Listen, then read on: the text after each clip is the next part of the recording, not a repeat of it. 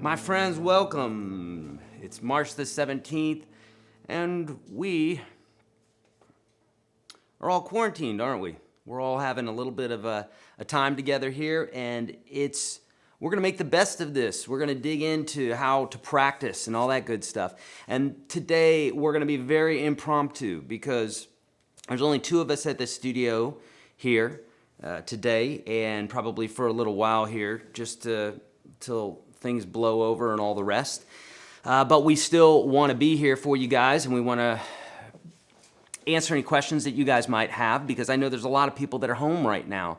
In fact, I think just starting off this chat, I don't know how many folks there were, like maybe 250 people, but a lot more than, 344 people now, which is a lot for these weekly chats. We typically don't have that many, but so many folks are home.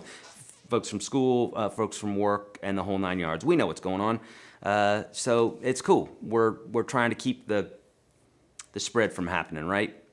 So you're at home and you're wondering how to practice and all that good stuff. That's what we're going to be talking about. Also, we might as well get into it today. If you guys have any, if you want to talk about other stuff today, it's a good time to do it. It's St. Patty's Day, so congratulations, St. Patty. I actually have some Irish in me, just a very little bit.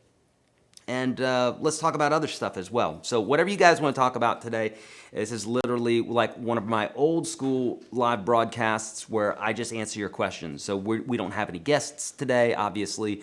We're not doing any segments.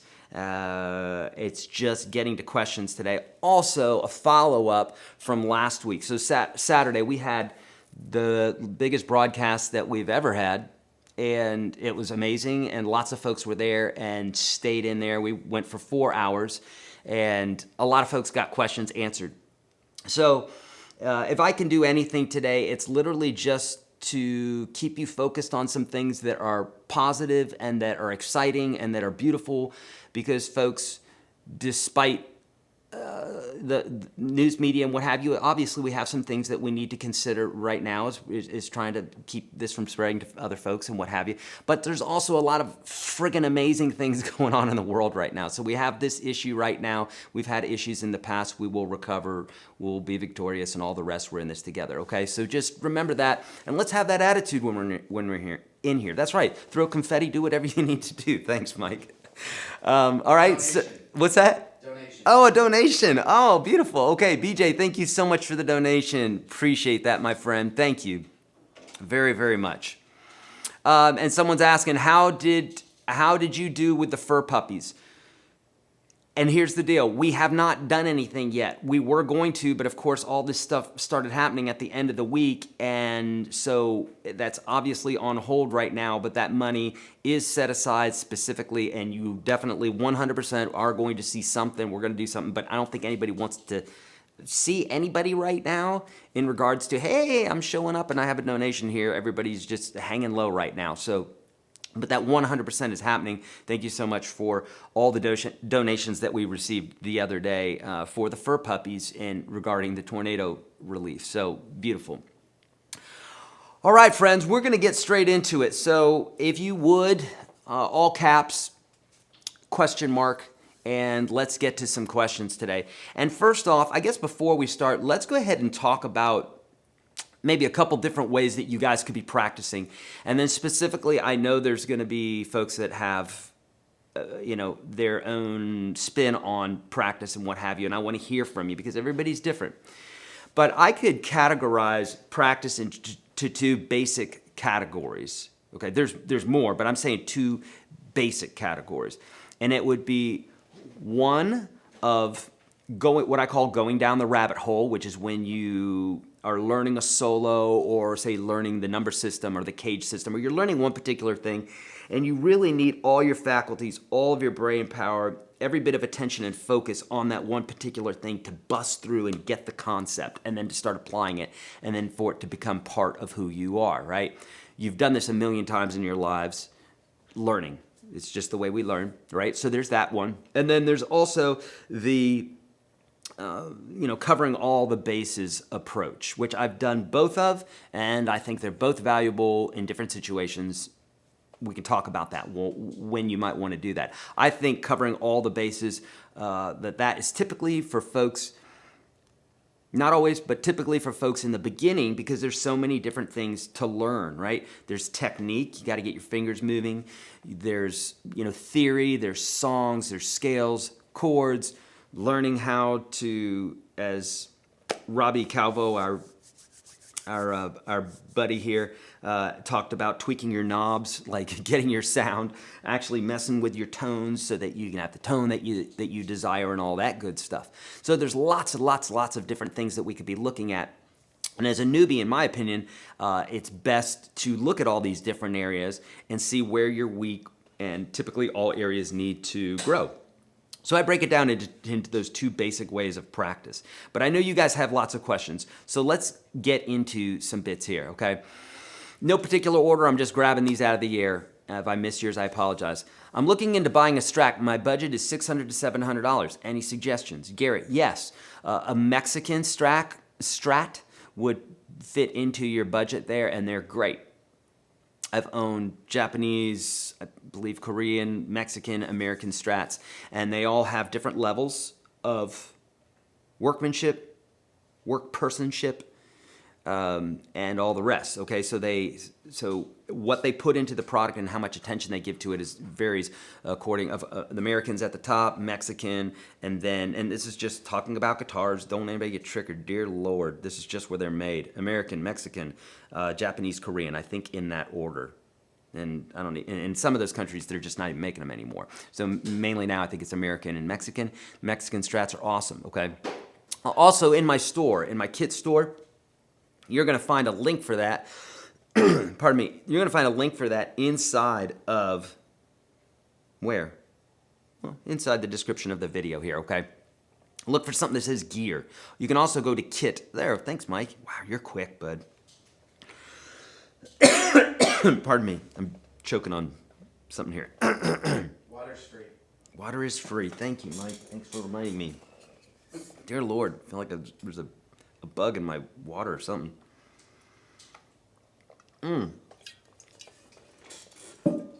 Aight. Okay, so here we go.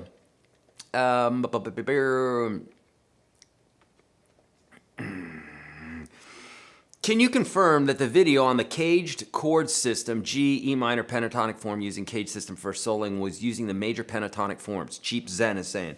Cheap Zen, you're using both major and minor pentatonic forms. The pentatonic is the pentatonic. It's just a 5-note scale as opposed to the diatonic scale, which is major, which is 7 notes.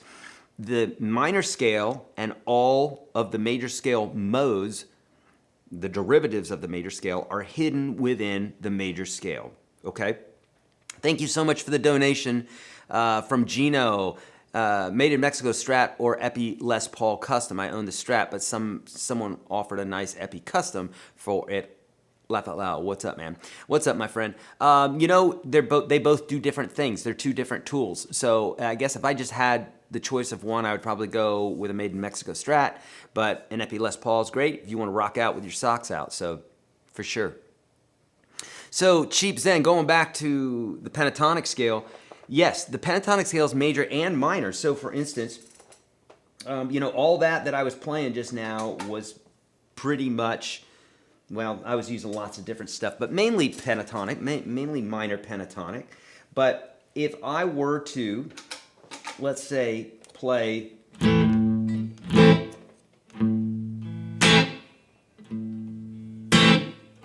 A minor,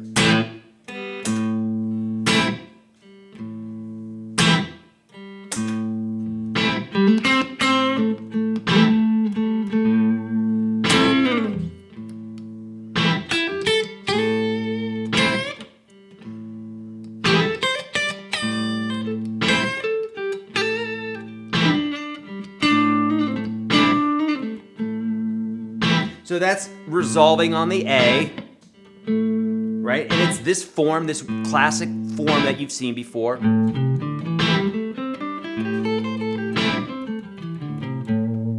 Right? We got that classic one. Now, if I did something like, so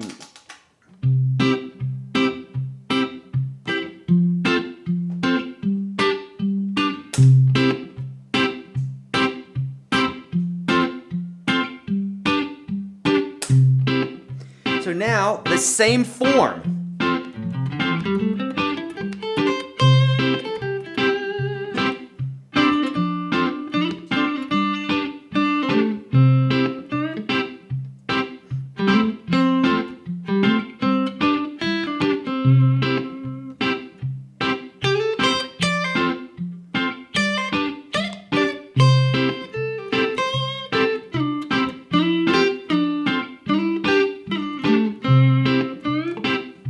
And that was using the A minor pentatonic form. It was also using the C major pentatonic form. And when I was playing over the A minor chord, I was playing the A minor pentatonic form. I was also playing the C major pentatonic form because it's both.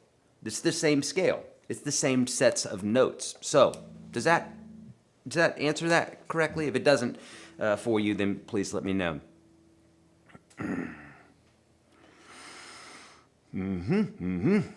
Can you quickly run through the cage system but with minor chords? Celeste is saying. Yeah, that's a great question. So this Saturday, if you guys missed it, you gotta watch it. It's long. There's 3 hours of questions in there, but the first hour, dear Lord, watch that from this weekend. It was really powerful stuff. And we went over the cage system. In the first hour is where I teach everything, and then I have a 28 video course for you for free, along with a PDF. If you guys want to know about that, I think the very first link in the description of this video will take you there. It will definitely take you to the deals, but I'm pretty sure it will take you to the page that has the PDF and all that stuff too. So if you haven't done that, take advantage of all that. Mega powerful. In fact, out of any broadcast that we've ever done, I've gotten the most response from this one. People were just floored by how much that small amount of time advanced their understanding of the guitar. Really some cool hacks. And one of the things we talk about was the cage system. In a nutshell, the cage system says that you can take any of the 5 major open chords, C, A, G, E, and D, right? C, A, G, E, and D. And you can take those forms and you can play them up the fretboard to duplicate chords of the same name. So for instance, C chord with a C shape, could also be a C chord with an A shape. Could also be a C chord with a G shape, as in the G shape, G chord shape. Or a C chord with an E shape, like the E chord. Or a C chord with the D shape, like the D chord, okay? If you don't know what I'm talking about here, you gotta invest some time and energy. You're not gonna get it in a pill or in a 10-second explanation. So you're gonna have to do some work for show, okay? Just like everybody has to get this. It takes a moment in time to actually digest this and get it, okay? Don't have any FOMO. You get it when you get it and when you practice it. No other time earlier than that. But we could also apply this to minor chords, okay? It doesn't work quite as well, but in the case of a C minor chord, the C minor form, like if we were to play a C minor chord, it would look like this. Actually, that's not true. There we go. And that's just the 4 inside strings. You can't play that high E, okay? Because then you'd have a major and a minor in there, and we don't need that. So this is not a very movable chord. So as I talk about in the series, in the minor chord, in the caged minor 7th chord series, where I talk about all the other chords, how you can look at this, and minor 7th, I believe, and dominant 7th, yeah. That some chords just aren't very friendly, like this one. But this one's fine, right? This is kind of like an A minor. So it caged, we could use the A major or we could use the A minor. Same thing with the G form. You ever play a G minor chord down here in the open position? Nope. You can do it, but it's weird. So it's something like this. Not a chord that's very movable up the neck, you know what I'm saying? So, you're not going to use that G form, but you would use the E form, right? E major, E minor, so you could use, and you could also use the D minor form. So you could easily play 3 minor chords very quickly, all C minor, okay? See the series for what I'm talking about. How much time should one spend on finger dexterity exercises? CRS. In the beginning, if that's all you have, then work on a lot because you do need to get your fingers moving. With that being said, exercises are great for when people don't know what to do or say they don't have a song to learn at the time, but they still want to keep their fingers moving. I'm a big fan of learning things that are musical because you can use things that are musical, whereas exercises are very, very helpful for getting your hands moving, specifically if you want them to move a specific way, a special way that maybe a song doesn't call for. That would be great. You know, if I'm doing this exercise like this guy right here, what I call dexterity exercise number 2 or number 3, there's a lot of stretching here that normally wouldn't be called on by just playing a standard rock and roll tune. So in the case of an exercise like that, a dexterity exercise, it's like if you do those, they can specifically put you in a place where it's challenging you a certain way. But if you don't need that, or you want to, you know, be musical, then I'm a big fan of playing songs and learning song bits. Does that make sense? Cool. Many blues songs use 7th chords with minor pentatonic. You just use the A minor chord with the minor pentatonic. Is the minor pentatonic interchangeable? So Brian, it's really interesting that, number one, that you said that, because a lot of people don't catch that. When we're talking about blues, right, the traditional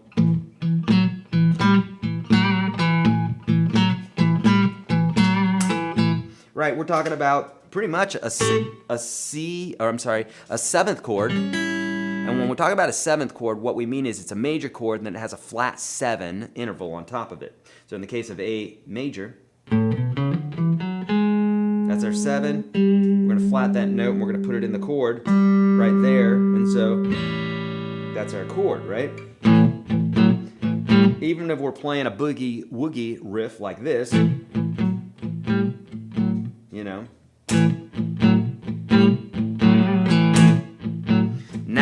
we can, by the way, that's kind of it's a major sound, right? We could use this chord over it.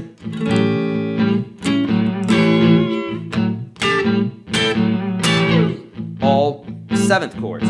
But for some weird reason, the minor pentatonic works over the top of it.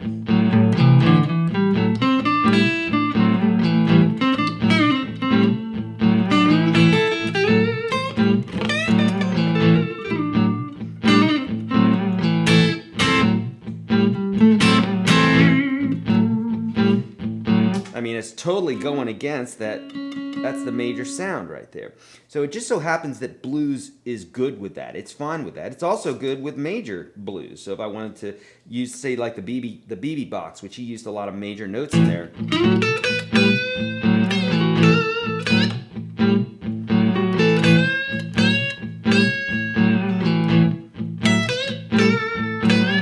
Then you can use major as well. And that's the way blues works. That's what partially is what gives it that really cool sound. Best exercises to practice soloing over chord changes. So Kevin, here's what I really highly suggest, and this truly is going to save you so much frustration. Stick to one chord progression, make a chord progression that doesn't have a ton of chords in it. This is for at first, if you're just getting your feet wet when it comes to soloing and improvisation. Use something that's very easy for you, a key that's easy for you. Maybe it's E minor, A minor. I love A minor. I use many different keys, but A minor is one of my favorite. And don't have a lot of chords in it, and also don't allow those chords to change very often. So maybe the chord progression would be like,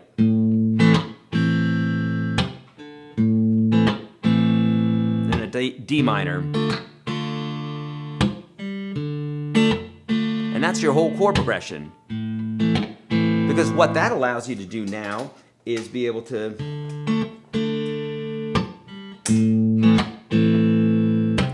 just focus on a few chords instead of a bunch of chords. So here I have an A minor chord.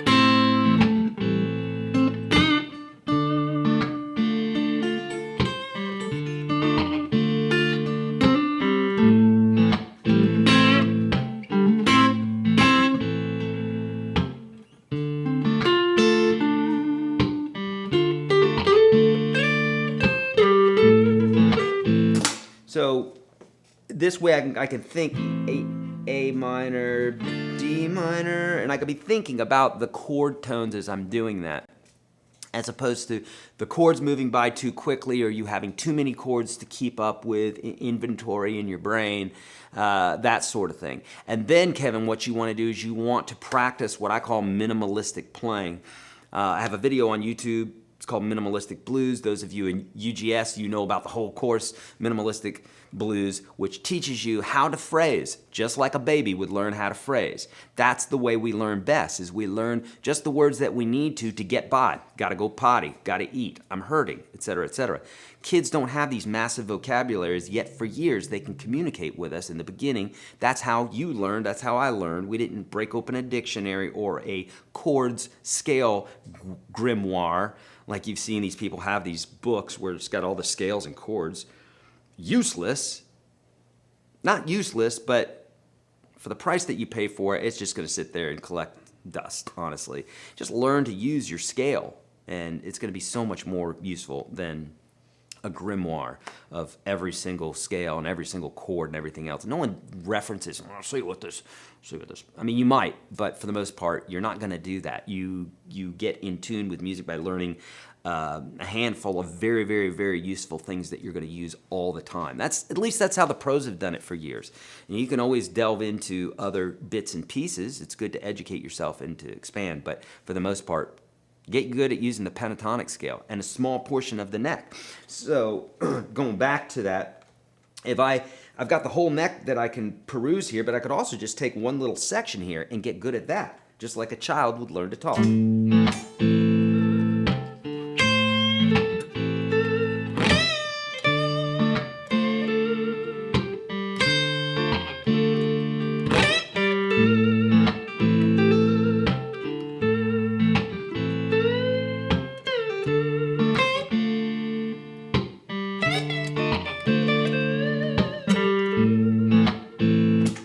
So I'm just concentrating on one little area of the neck there. If you can't make that sound intelligent, how is adding a bunch of other stuff all over the fretboard going to help you? That's like, I can't juggle with one ball. Maybe give me 7, and let me see how I do with that.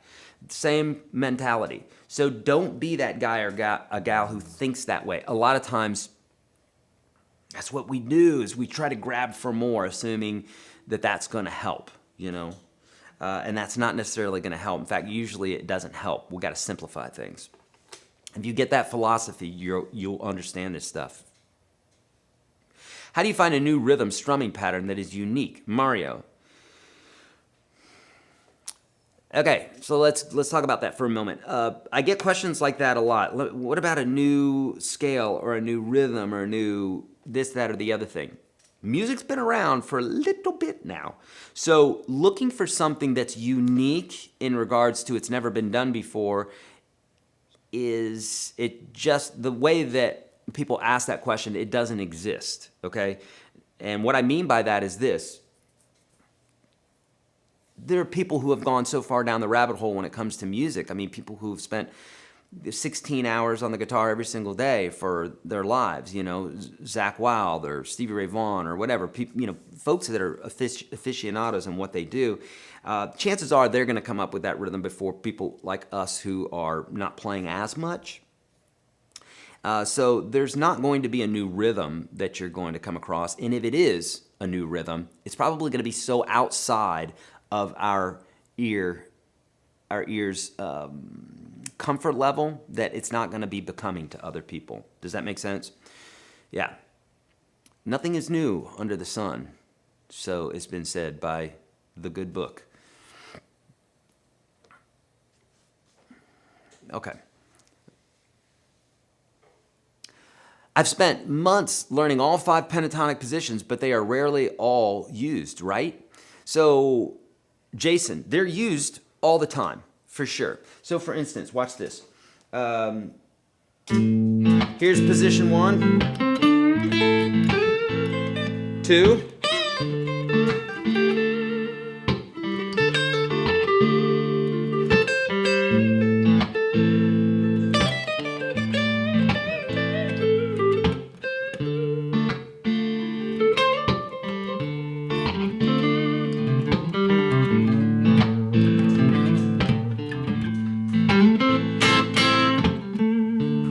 Not very musical, but I'm just showing you, you know, you can traverse the whole neck. You can go anywhere that you want.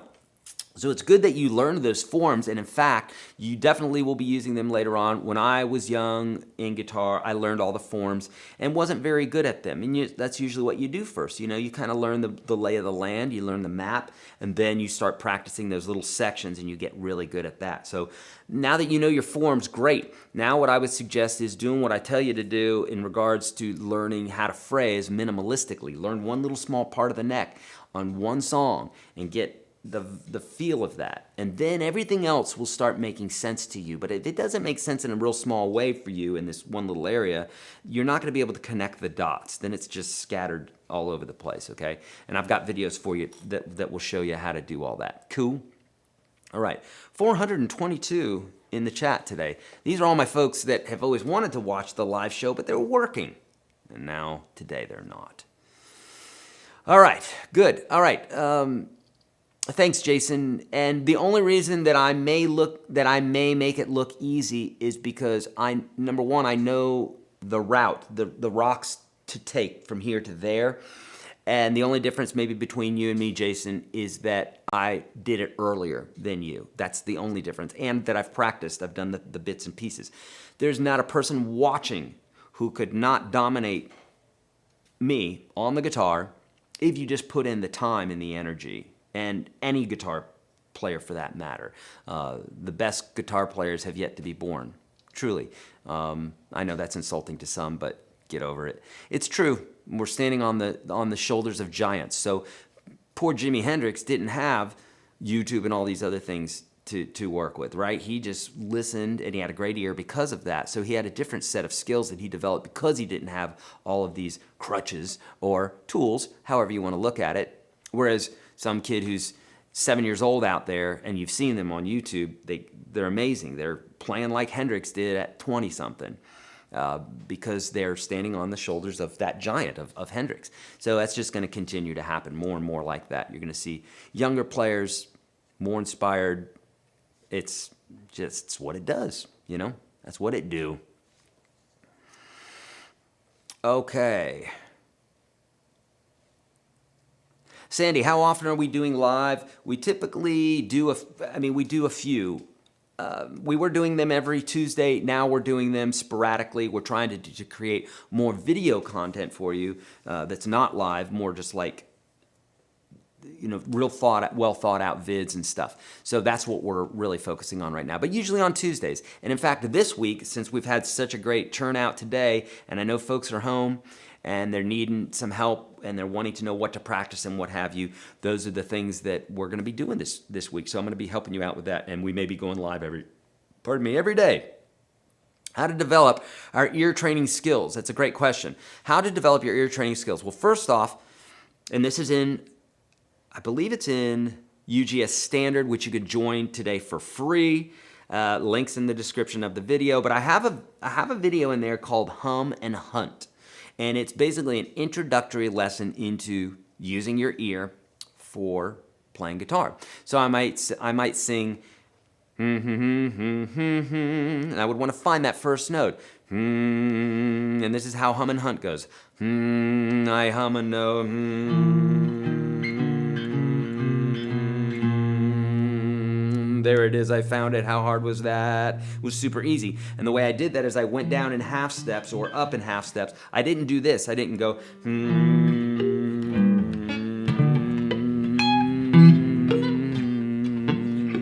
I didn't do that. That's goofy. That's like if you drop a diamond ring and you check over there and check over there and check back there and check here and check under here and check down there and, you know, what have you. You're not going to find it that way. You need to sweep. Right? That's how when they lose somebody, right, in a lake or something, they sweep the lake or a field, or you lose something, you sweep it. Same way here. You want to, in order, half steps, go in the direction that you think it's going to go. That was the note, so I went. So I found my first note. Once you find your first note, you have something to latch onto. Now you can go.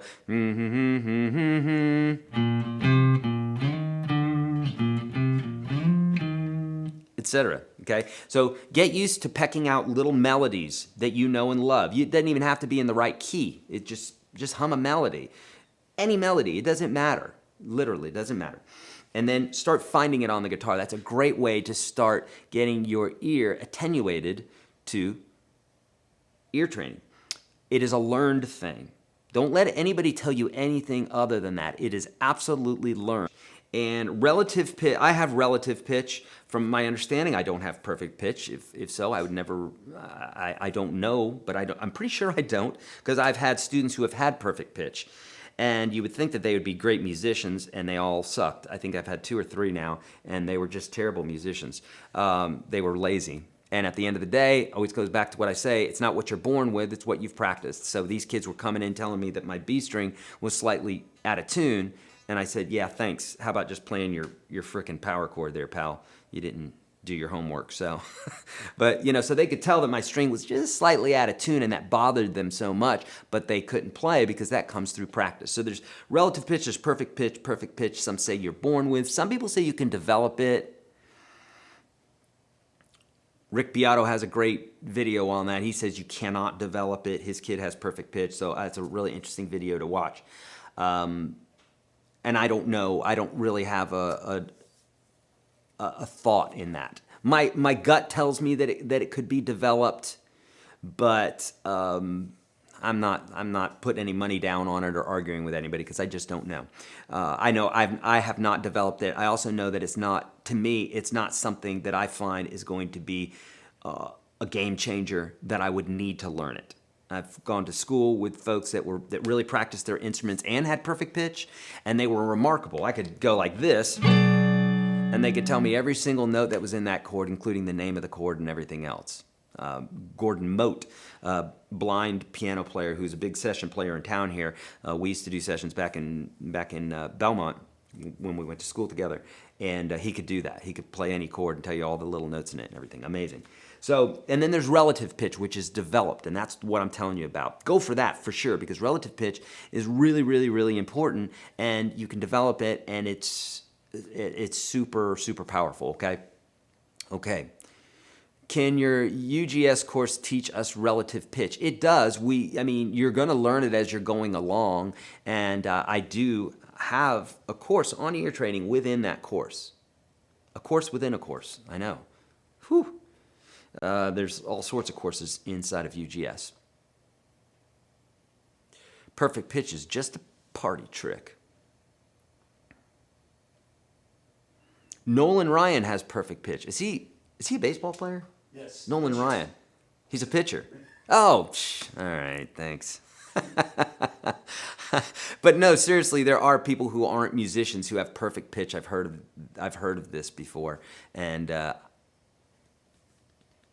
does Clint Eastwood have perfect pitch? I don't know. I just know he's born on my birthday, along with Brooke Shields. Yeah. Okay.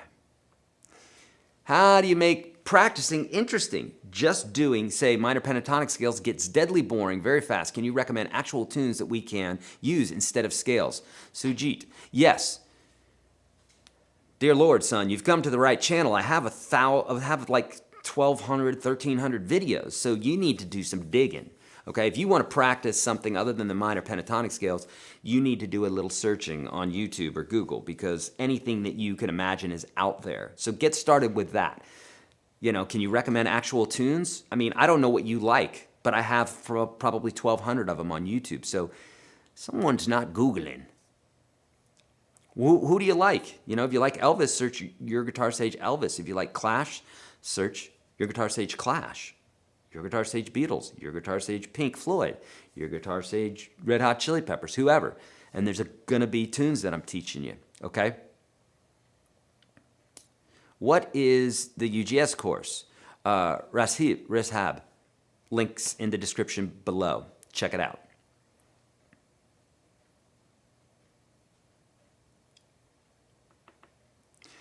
Who usually creates the unusual chords in a song? Is it the songwriter or a producer? It could be both, but usually it's the songwriter, and a lot of times the producer will also be the songwriter. If they're changing the chords and melodies and stuff around, then they're going to be a songwriter on the song, like Dr.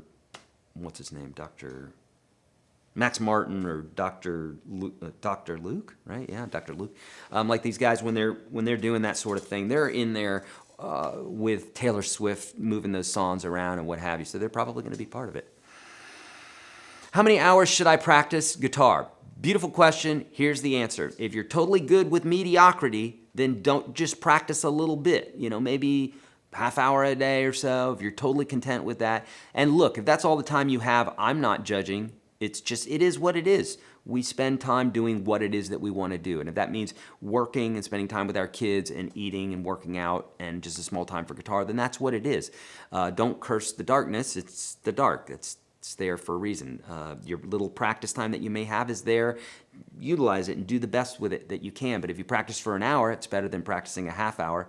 Not as good as practicing for 2 hours. So if you are totally fine with mediocrity, then practice a mediocre amount. If you totally want to suck, then don't practice very much. And if you want to excel at playing guitar, then don't ask how much you should practice. Ask how much you can practice and do that. And just eat, drink, and sleep that instrument, okay? How to train our bar chords and use them in our songs and master them eventually. Practice bar chords, Reshab. Watch my videos on bar chords, and practice them. Practice them a lot, and then use them in songs. I'm not sure what you're asking there because it's a real broad stroke. Do you or other musicians with your hand to get strength or play, or just a lot of playing? Look, my thought is Dr. Luke. Not Dr. Hook. So my thought is this. If you've got that exerciser in your hand, then hopefully there's not a guitar around, because just pick up the daggone guitar and start playing. It's going to be exponentially more powerful than just exercising your hand. You're just getting stronger. But if you don't have the guitar in your hands, then yeah, indeed, just use an exerciser or some putty or something like that. Does that make sense? Okay, good. Any vids on walk-ups for between chord changes? Clark is saying. Clark, I have videos for this inside of UGS, but this is more of a question of style and genre, like genre style. Like chromatic walk-ups are common, scalular walk-ups are common, you know.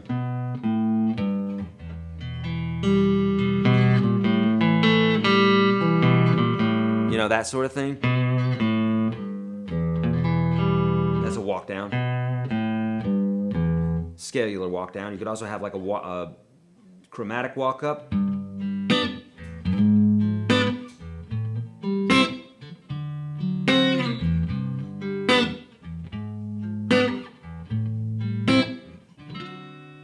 Makes sense?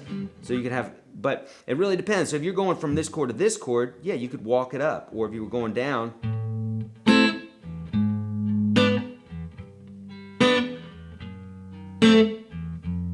you could do that sort of thing, okay?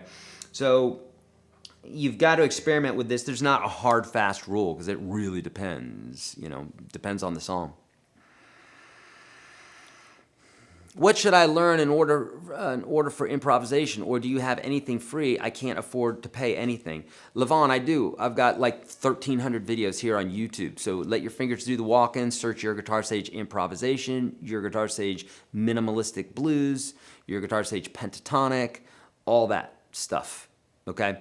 Yeah, for sure. Larry, thank you so much for enticing the kids to like this video.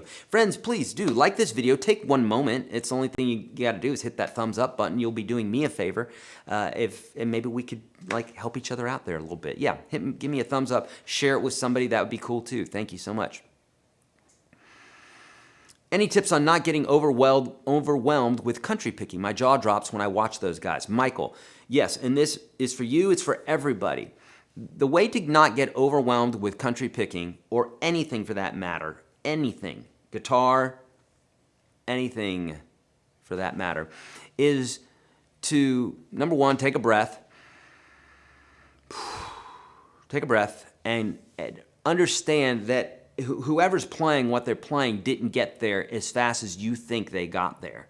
So give yourself a break, cut yourself a break. Also, self-check here. Don't think that you are so special, talking to myself too, don't think that you're so special that you don't have to do the same work that Jimi Hendrix did or Brent Mason or any ass-kicking guitar player out there. If you think that you're going to learn it like that, that's pretty naive and also a little bit egotistical to think that maybe you're some sort of alien that should just get this all of a sudden. Also, cut yourself a damn break that you shouldn't have to learn it all overnight. It takes time. It's all stacks. We're all learning things in stacks. But what happens is when you're feeling that overwhelm, Michael, it's because you want it now, right? You're like a little kid at Christmas and you want it now. That's all it is. Some deep breathing, some meditation, some yoga will help with that. And then just do the first step. Honor the first step, okay? So what that means is if you want to get to country picking, honor a nice, slower country picking tune first. Give it the honor that it deserves. Otherwise, it's probably just a whim and you're not very serious about it anyhow. See what I'm doing there? See what I'm doing there? I love you, Michael. It's a great question, actually.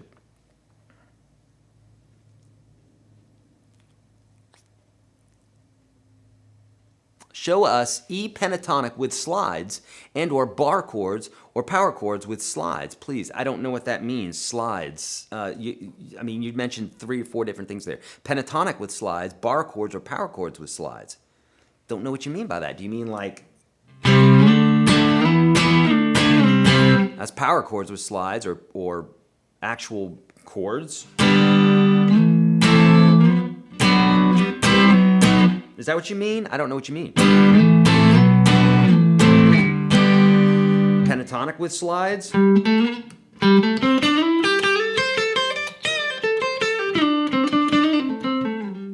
know? Those are slides. Not sure what you mean by that. A journey of 1,000 miles begins with the first step. Yes, please, we all need that. It's true.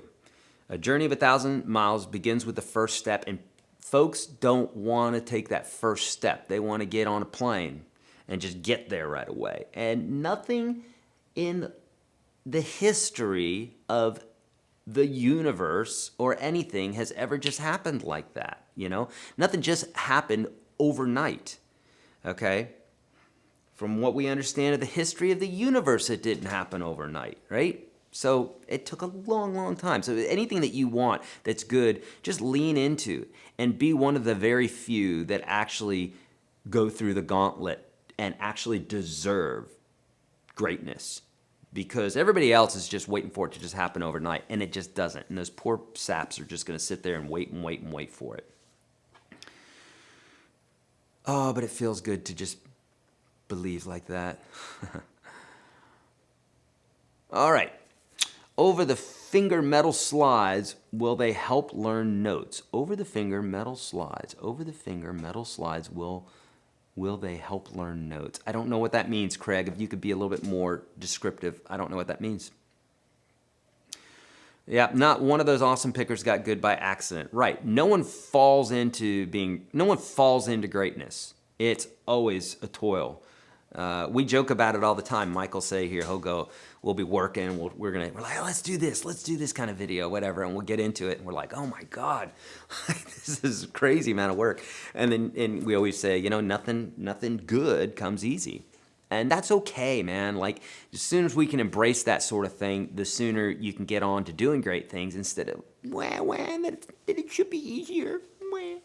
When is your rock course happening in UGS? Linda, we're working on it right now. I actually talked to Jeff yesterday, who just got off the road, and he's thankful for that. He's off the road. And I just talked to him yesterday, so we're building out that course right now, and he is actually working on the PDFs and the tabs as we speak. So it's coming very, very soon. Okay, are scales or chords more important? They're both equally important. Okay, that's the answer to that. They're both equally important. Scales are basically sets of notes that you can use like you would a hammer. It's just a hammer. If you put it on a table, it's not going to do anything, or it could build a city. So it depends on what you're going to do with that. Same thing with chords. A chord's a chord. It's not going to do anything unless you apply it, bring it into your music, okay? Someone's saying, how can I start songwriting? Levon is saying, Levon, you can start songwriting by writing a song today. You can do this, because if you can string more than one note together, that's the start of a song right there. Or if I say, I went down to the, I just started a song. Literally, I just started. I went down to somewhere, so follow that trail, follow that path. Of course you're going to get stuck. My wife has written probably 2,000 songs. She's a professional songwriter, has written hit songs, #1 hit songs, all the rest. And it's a toil every single time. But you get better and better and better at it. So the way to start, Levon, is to start writing. String some melodies together, string some chords together, string some lyrics together, write poetry. Arguably, and I would argue with it, one of the best songwriters that there is Jim Morrison, which my love for the Doors, but his poetry was all over the place, very drug-induced and very, people go, oh man, it was so deep. Yeah, okay. Yeah, it was. It was drug-induced. But look, that guy is arguably, and again, I'll be the one to argue it, one of the best songwriters, at least lyrically, right? So he was just stringing stuff out, drugged out of his mind. And he's written some amazing songs. So there you go. There's so many different ways to do it. But start doing it. Levon, also look on YouTube. Say, songwriting. How do I songwrite? I've got a live broadcast that I did with my wife. Search YourGuitarSage songwriting. Also, inside of UGS, I have a whole, I think I do. Do I have a course on songwriting? I don't know. We've got so many courses in there. I'm pretty sure we do. Please show a diminished and augmented chord. So a diminished chord is a minor chord with a flatted fifth. Okay, so a minor chord is a 1, a flat 3, and and a 5. That's a minor chord. And a diminished chord takes the 5 and it flattens it. And that's why you can hear that diminished sound that sounds like, you know.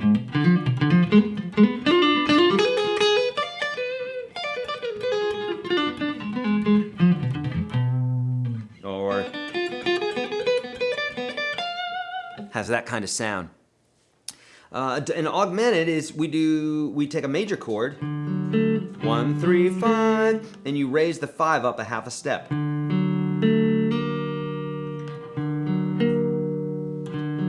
It sounds a little bit like a diminished chord as well.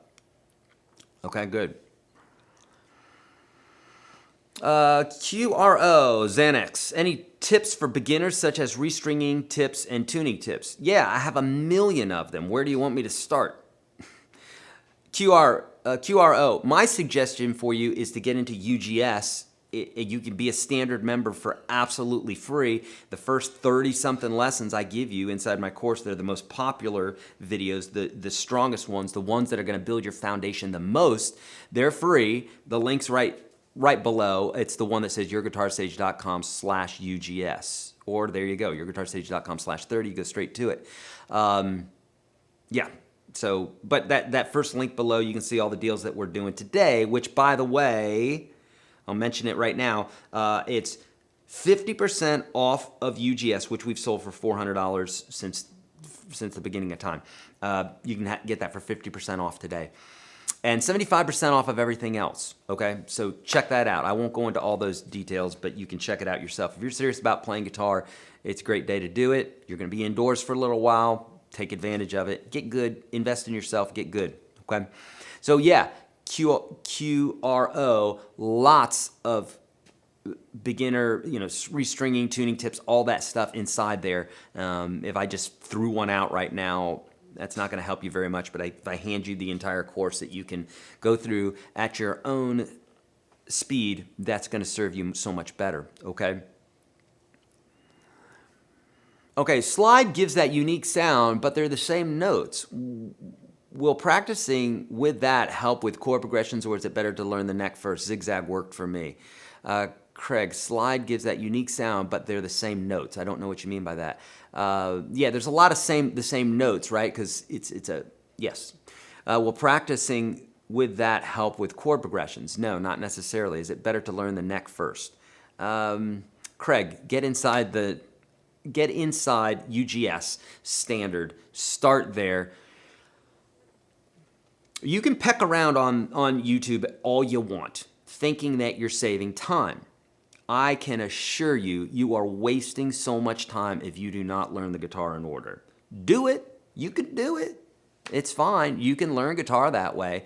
But dear God, friends, learn the guitar in order. Save yourself a ton of energy. And if you're in UGS already, please let other folks know what I'm talking about here, because you learn things step by step. A child does not go into 8th grade at 4 years old.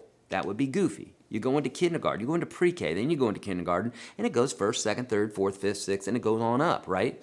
And even then, kids get lost in the system. So if you're just on YouTube, just searching around, grabbing videos here and there, without any sort of specific path set aside, for sure, why wouldn't you be lost? That's like just grabbing a lesson out of 8th grade and you're in kindergarten.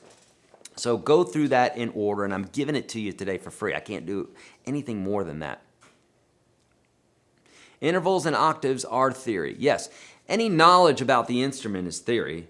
Okay, specifically when we're talking about music, some sort of music, we're talking about theory. We're talking about the knowledge of. That's all. I don't know why. I don't know where people are upset about theory. Like, that's like being upset about knowledge.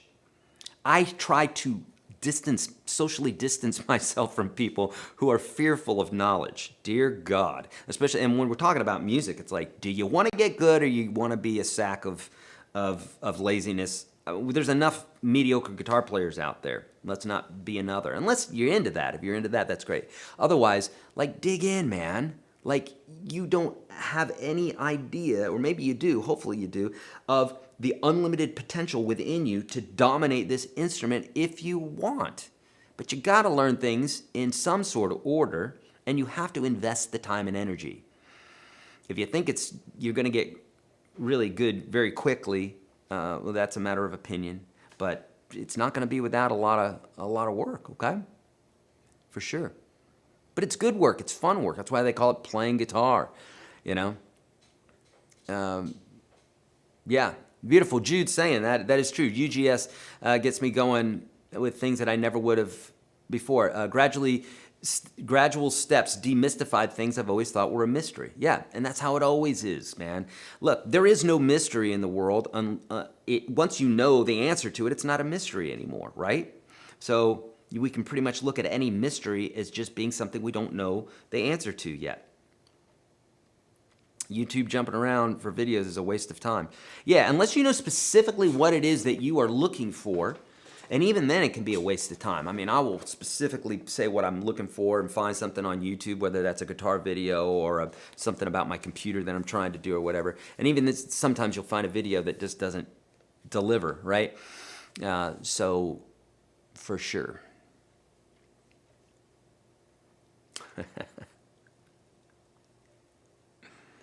All right, beautiful. 455 folks in here. That's absolutely amazing. Okay, it's never work. It's playing, indeed, right? Okay. Thank you, Sandy. UGS is amazing. Okay. Is there a formula for using hammer-ons and lift-offs, they're called pull-offs, on chords that always works? That's a great question.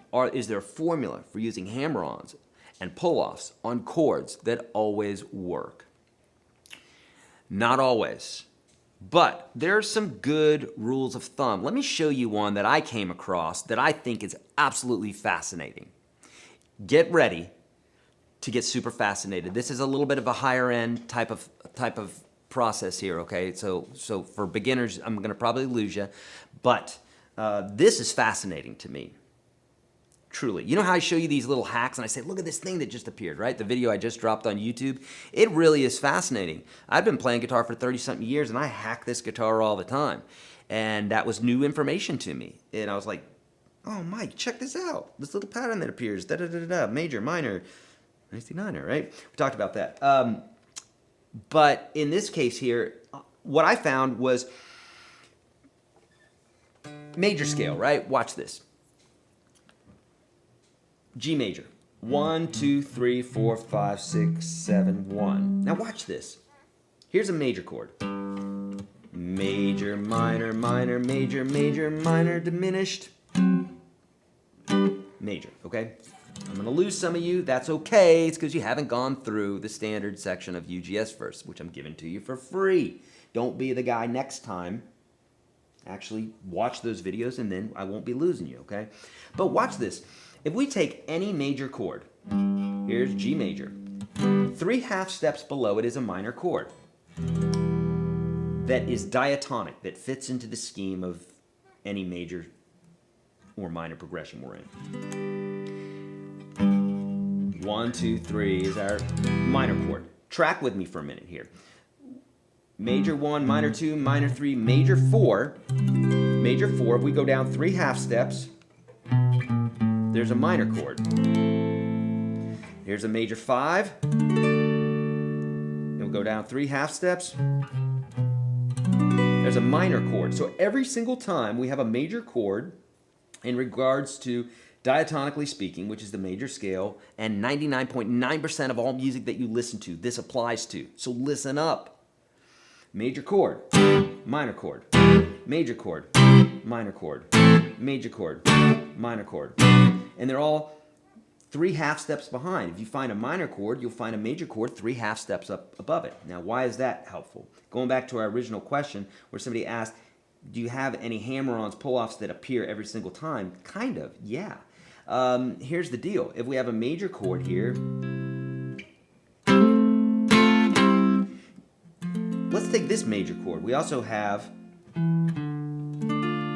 a minor chord right behind it. So essentially, we could, here's our major chord, here's our minor chord. So essentially, that note definitely appears every time.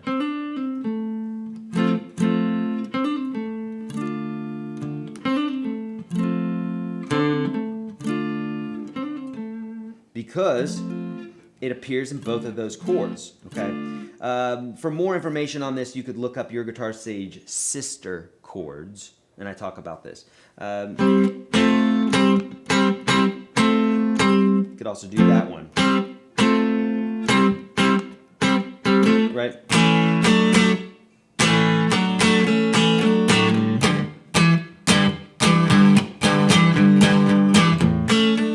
Okay, cool. Yeah. All right. Levon, can you give me more info on UGS on the prices? It's confusing. It's not, Levon. It's super freaking easy. And the link below will give you that information. It's 50% off right now. Get in right now for under $200. You have a lifetime of lessons. Or there's a $19 a month version. Or less videos for $5 a month. Or less videos than that for free. Easy. Click on the link, though. It's going to give you all the information that you need, Levon. This isn't just like a namby-pamby, like little one or two little lessons. I mean, it is hardcore. So, like, to describe it, I could sit here and describe it to you for an hour, and it's just going to scratch the surface. It's massive, okay? I'm just being honest. I've memorized all the notes on the fretboard. Confused with soloing, where do I begin? Right, so knowing all the notes on the fretboard is helpful. But again, that would be equivalent to a child knowing how to read, but then not knowing what the words meant. So what you want to do is, knick-knack, what you want to do is you want to understand how to phrase. And I've got lots of videos for this. The one that's going to help you the most, Nick, is if you search YourGuitarSage minimalistic blues, or just search minimalistic blues. I have a whole course for this inside UGS, but I have a video for this. And basically, what you need to know is you need to know what key you're in. You need to know what scale would be appropriate for that chord progression. These are broad strokes too, because some of this stuff can change, but for the most part, you got to know what key you're in. You could take the best guitar player in the world, if he doesn't know what key he or she is in, they're going to be lost. Got to know what key you're in, 100%. It's all about the key. Once you know what key you're in, then you know what scale you might be using over the top of that, and then you can go on the vibe and that sort of thing of what the song is. If it's really busy, you might play more busy. If it's softer, you might play softer, that sort of thing. So knick-knack, watch my video on minimalistic blues. It'll help you a ton. Mark is saying, I want a Marshall amp sound, but only for recording. Should I go for a half stack or a combo? Is the difference in sound when I mic them up? Mark, no, you're not going to find much of a difference in regards to a half stack or a combo. I mean, yes, of course there is a difference, but what speakers are you using? How old are they? What amp head are you using? What microphone are you using? There's so many variables to that. So it's like you're cooking with this giant recipe and you're saying, will Himalayan sea salt or Celtic sea salt be better? And it's like, you might not notice the difference between those two. There's other variables that would be bigger than that. Does that make sense? Good question, though. Good question.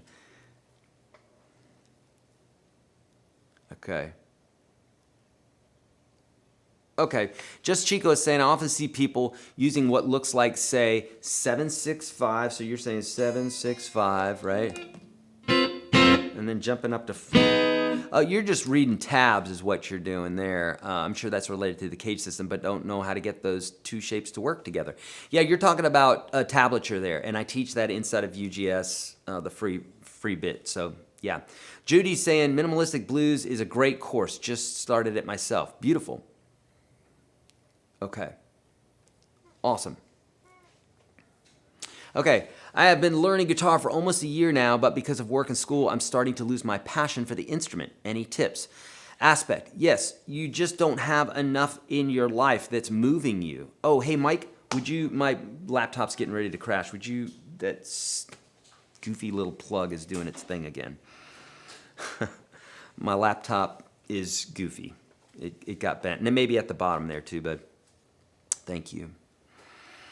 So what you need to do is get some influences in your life, either local guitar players or, thank you, bud, that did it. Or listening to great guitar players, get in some sort of program, get on some sort of systematic type of thing. You know what I mean? And I'll be honest with you, some folks, they like the idea of learning guitar, they like the idea of being a particular something, but where they're at in life, other variables that determine where they're at may not keep them, but they're just not cut out for it. And I don't mean that you're not cut out for a guitar. You could be, but there has to be a certain level of desire there for anything. I do not desire to be a car mechanic, but I think it's a very valuable tool, especially when you need your car fixed. So chances of me becoming a great mechanic in my life are about zero because I just don't desire it. So for some folks, but I've had a very romantic view of being a car mechanic. I may really be like, oh, I want to be a car mechanic. But then when it comes down to doing the work, I'm like, man, I just really don't want to do that. So there's that to contend with, okay? Keith is saying, is that also like the phrase trainer on UGS? Keith, yeah, we just did a course with Robbie Calvo inside of UGS. It's called the phrase trainer. And yes, indeed, it goes into talking about looping, talking about, okay, we've got this chord progression, it's playing, here are the chords, what could we use over that? Then talking about the tonal center, the scales that you could use, how you might phrase here, there, using the cage system, using pentatonics, and that sort of thing. David's saying, can you recommend an inexpensive small home studio setup? Yeah, GarageBand if you have Mac, and say like a Scarlett, a Focusrite, Focusrite, Scarlett, Scarlett. I think those are both I think that is in my gear store, kit.co/YourGuitarSage. And then also the link for that is under gear. Thank you very much, Mike. There it is. That would be the cheapest setup. Otherwise, there are some free programs for PC. I don't know them off the top of my head, though. If anybody else has a suggestion for a free program on Mac or on PC, let us know. Okay, cool. Michael's saying, do you have lessons on how to get tones using equipment, how to set knobs for both guitars and amps, how to go about them? Seems like a whole nother thing in and of itself. It is a whole nother thing in and of itself. And yes, I have a course inside of UGS that you can check out. By the way, if you want to check out everything that's in UGS and not even take advantage of the amazing offers that are going away in just a few days here, I think 2 days, if you don't want to take advantage of that and you're like, I just want to take advantage of Eric and get in there and getting his free videos, you can do that for like 30 days and get in there for like $1 and check it out. So you can try that. There's a whole series called, what is it called? I did it with Greg Ellis, my guitar tech, and it's called I forgot. The Ultimate Pursuit of Tone. And yeah, so yeah, I go down into all that. It's all subjective, but there are some things to know that will help you. Ah, yes, Scarlett. Yeah, usually those units actually come with software as well, indeed. Somebody's using Reaper, Pro Tools, Ableton, Reaper. Yeah. Reaper is an awesome digital audio workstation. That's what DAW is. And cheap. Good.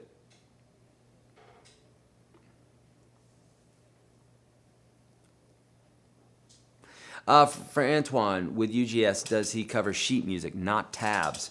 Yes, we lightly talk about reading music, because other than that, then you're just going to start reading music. So yes, I go over the basics of how to read music, how to read rhythms, how to read notes, how to read the rhythms of notes, and that sort of thing.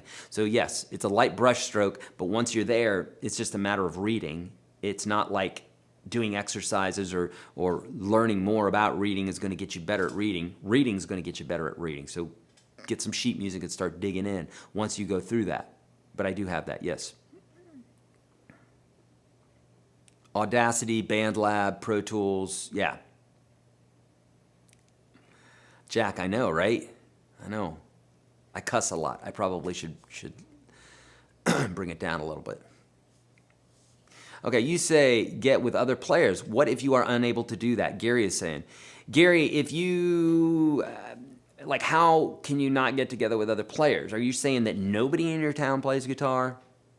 0 people play guitar, 0 people play another instrument. There's no other instrument. I mean, there is a town like that somewhere where there's like 3 people living in it and none of those 3 people play an instrument. But if you live in a town of more than 10 people, there is at least another musician in that town with you. So, Gary, you can find it. And if you really believe that there are no other players, then you're screwed, Gary. There's no other players. So just settle for that and get a looper pedal. Seriously. I mean that. If you believe that there are no other players, then you probably aren't going to look for other players, and then just get a looper pedal. But I'd say keep looking. I don't think it's probably as dire. But if it is, get a looper pedal. For sure. I have a bad left hand, very hard to strum my guitar. Any tools or easier ways to do that? Justin's saying. I have a bad left hand, it's very hard to strum. Justin, any tools for that? No, I don't think so. You'll get stronger. Like what I always say is, watch the guys that have no arms, watch them play guitar, and the motivation from that will get you to find the inner strength within you to play with your bad hand.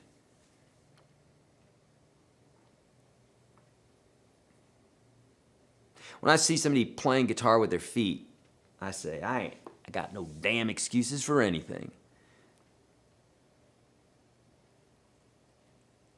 How to build a blues phrase, Ken is saying.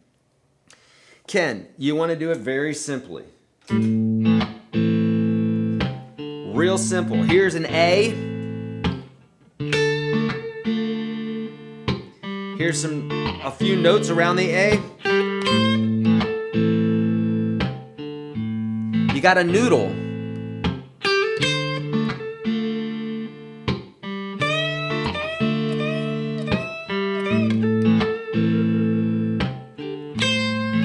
I'm just using 4 frets.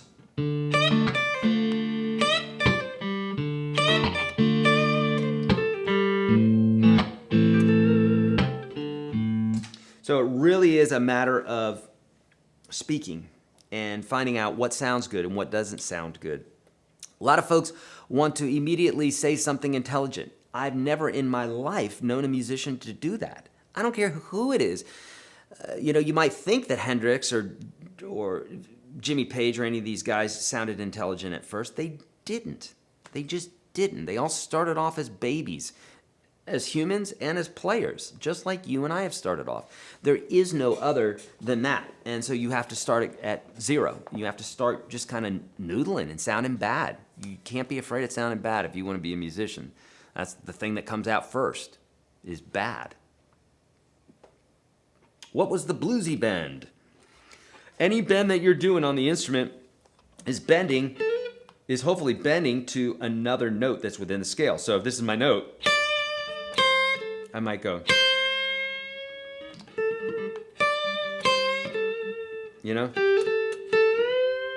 I'm bending to that note, which is in the scale. Just gives it more cool sound to it, right? Doesn't it? Oh, Eric Smith must have been being a tool. Okay. Check out Brushy One String on YouTube. He literally plays with 1 string. Chicken in the con. That's right. On one of his strings. He does. I've seen it, and it's fun. You can find other musicians on Craigslist. Yeah, but it's sort of like going to a woman's prison looking for a soulmate. That is unbelievable. 9 fathoms. That is amazing. You can find other musicians on Craigslist, but it's sort of like going to a women's prison looking for a soulmate. Yeah, it's a little bit weird. You don't know what you're getting, for sure. I've joined bands this way. I've joined bad bands this way. I've met crazy musicians this way. I've sold lots of gear this way. I've had the cops called on me for someone thinking that I was cheating them out of something when in fact they just didn't know how to use the frickin' thing. We've had all sorts of stuff like that. So Craigslist is a little bit weird, but got to take some risks. What strings do you use on your Guild acoustic? I don't have a Guild. I have a Faith, but I don't have a Guild, and usually D'Addario. Ian's saying YouTube has some great backing tracks that you can play along with. Yes, in fact, this is something that we're doing is we're uploading backing tracks. So on YouTube, search Your Guitar Sage backing tracks, and we'll help you out with that. All right, sweet. And more to come as well. How do you know when to go to the third or fourth finger when soloing? Do you have any rules? Well, yeah, the third or fourth finger when it's further up the neck and I don't want to shift. So get used to that third and fourth finger playing for sure. Will this be replayed later? Yes, it will for sure. It'll be saved.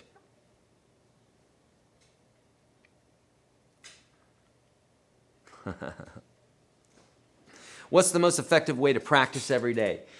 So Michael, focus on the things that you want to do. That's a great way to stay in the game. Also, if you have things that you should be working on, that's a great way to even out your playing. But if you're focused on things that you like to do, it's going to mean that you're going to practice a lot more, okay? So do that. All right, I think we're going to go another 5 minutes here. We got a lot of folks watching for sure, but let's do. I tell you what, if you guys thumb this thing up to 300, then I'll keep going. All right. Otherwise, I'm probably going to end this like in 5 minutes because we have videos to make and what have you. But if I see that, but if you guys can thumb this thing up to 300, then great. Then I'll know that you guys are still wanting me to go. Otherwise, it's kind of hard to tell when we could be making vids for you. What's my story, my guitar journey? Okay, let me tell you real quick. Thanks for asking, Levon. So when I was 14 years old, well, first going back when I was a kid, very into music. My folks played opera and classical and rock and all sorts of great music, a lot of Elvis, that sort of thing. Was so into that. And when I was 14, folks got separated when I was like 12. When I was 14, I kind of discovered, I don't know, somewhere along the line I found a guitar that had one string on it. Before that, when I was like 7, I traded this giant Trans Am model for a cheap ass, like $30 electric guitar. It was terrible. And I remember driving home with it. I was on the handlebars of my friend's bike and he was driving me and I had this guitar in my lap. Driving to my house, freaking love it. And I never played that. I played it a little bit and that was it. And I don't know where that guitar is to this day. I wish I knew where it was at. God, where did it go? And then when I was 14, I started again. Somebody had like a one string guitar that I happened upon and started doing exactly what I told you, right? Just playing those melodies. And a friend of my mom's saw me do that. He played banjo. Thought it would be a nice gesture to buy me a guitar, and it was super sweet. A cheap little student acoustic nylon string guitar, and I learned how to play a bunch of Def Leppard on that because that was at the time what I was into. Oh, thank you so much, Richard Pineo. Grab some lunch, assuming it'll be takeout. Thanks for another great one. Thank you so much, friend. Very appreciative of that. Thank you. 14. Right, started playing, and then maybe like a year later, my dad saw how serious I was because I was practicing all the time on this cheap-ass guitar, and then he bought me my first electric guitar, which was a PV Razor, and I think I was 15 at the time. PV Razor, $249, and an Audition 20 amp, both PV, made by PV. Altogether, that whole setup was just a little over $300. And I learned so many licks on that thing, it was just not even funny. So many.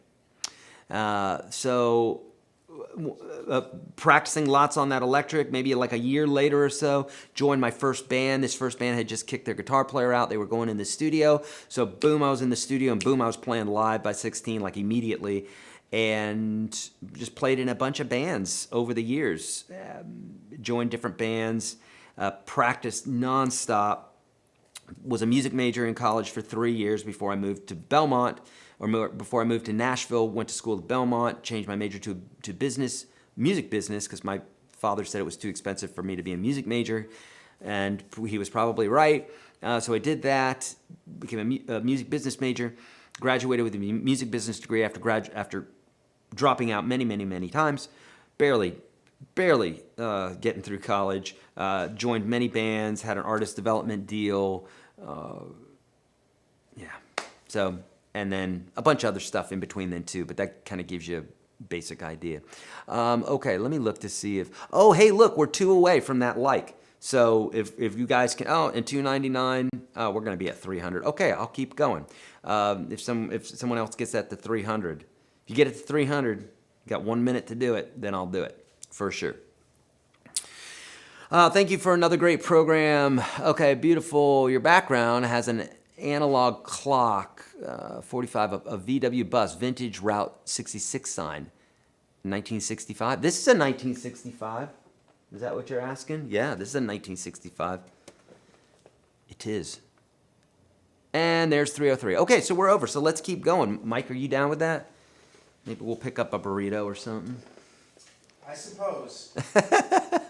Folks are watching. They wanna learn. We're here. Okay, so let's keep going. All right. Would you go to America's Got Talent? No. Number one, at this point, I just don't desire to.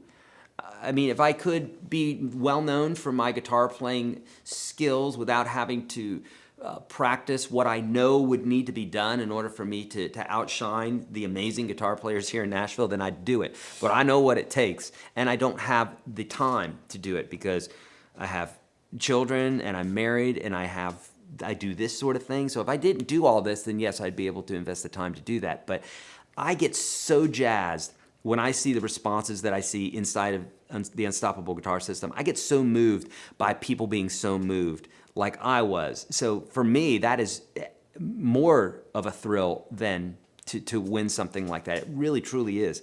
I've played enough shows. I've done all that stuff before to where, and it's beautiful, and it's a high and all the rest.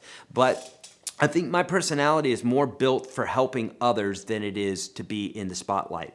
And I know that there are folks that really, really, really want to be in that spotlight. I know them. They're friends of mine, and they're really, really good at it. And they just have no fear, and they only want to perform, and they love all that adulation, and they don't want to teach a damn thing, and they don't think that they think that what they have is maybe special superpowers that they were born with. They don't understand that they developed them over time. So yes, even the people that are in it sometimes think that. A lot of folks do. It's crazy. But alas, you can see their growth, and alas, it's not that they did it through hard work. They just don't. They forget their own story, you know. So, but no, I would not like to be on America's Got Talent. Great questions today. You guys are really quite amazing. These are great questions today. You guys are crushing it. All right. And I'm not sure if I'm developing my own style or just don't like the pick anymore. Thoughts, Malcolm? Well, that's a pretty broad stroke, but you 100% are developing your own style. It's about impossible to sound like anybody else. Even if you really, really, really try, there's still going to be parts of you that come out, okay? So, but don't like the pick anymore. That's probably a matter of that you're frustrated and you just need to practice with the pick more. But if you don't want to use the pick, then don't use the pick, but be a badass at finger picking, okay? Be really, really good. So take Lindsey Buckingham, for example, from Fleetwood Mac. Monster finger picker. And so he doesn't use a pick, but no one's complaining because he's a beast at it, okay? Make sense? All right. Do you change strings often or wait until, and I'm sorry, I meant your Gibson acoustic. Dennis is saying, Dennis, I don't change my strings anymore. I have Greg Ellis, my guitar tech, do that twice a year now. So in the spring here, he'll come and do that, and in March, or in the fall, he'll do that again. The temperatures start to fluctuate here during those times in Nashville, and they kind of need a little love, a little setup, and what have you. And I just have them come in for the day and just tackle like 30 guitars, and then, because dear Lord, that would take me forever, and I hate changing strings. I hate it. Sorry. I really don't like it. How would you go about using scales and modes guitar grimoire? I wouldn't. I'd throw that shit away.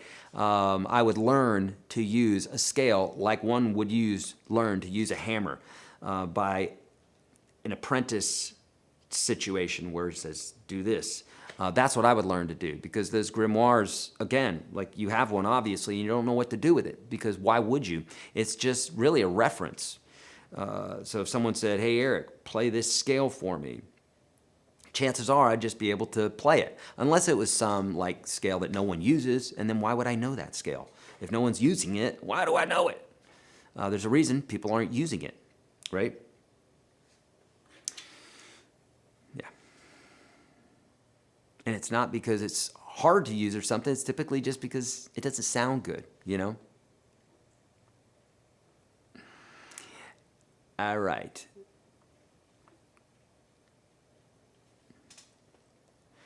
Somebody's recently here, they love finger picking. Yeah, indeed. Finger picking is beautiful, super fun.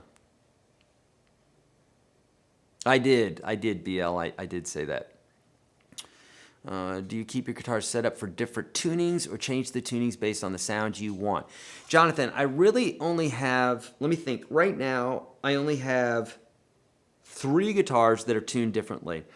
I've got my little sister, right, that is tuned to an open D for slide. I've got a baritone acoustic, an Alvarez baritone acoustic, which is just basically tuned, standard tuning, but it's down a fifth. So it's low, it's very low, in between a guitar and a bass. And then I have my EVH guitar, which is tuned down a half step. And then I can also drop that E string down to a D, actually a C sharp. It would be a C sharp because it's down a half step. So yeah. Sandy's saying just twice a year? Yes, just twice a year. As far as changing strings and stuff. Okay. Do I use a drop D capo? No, I've never heard of a drop D capo. You'll have to explain that, because from my understanding, once your guitar is tuned to an E, no capo is going to make that sound like a D, so I'd have to know what you're talking about. Now, you could capo the first 5 strings, right? You could do that, essentially. That's kind of doing the same thing, right? And just keep this guy down. But I've never heard of a drop D capo. Should I invest in a pedal board now? Just started learning 3 months ago. Al, it's hard to say. I don't know. It's hard to say. How much money do you have? How much do you plan on playing? There's lots and lots and lots of different questions that I would have for you regarding that. If it's not keeping you from playing, I'd say don't worry about it. Then it's just more that's going to distract you. Just get into playing. But it's hard to say without knowing more stuff. Do you have a favorite guitar? Yeah, my Strat is probably one of my favorite. I'd say it's my favorite. That's why I play it all the time. But got lots of them.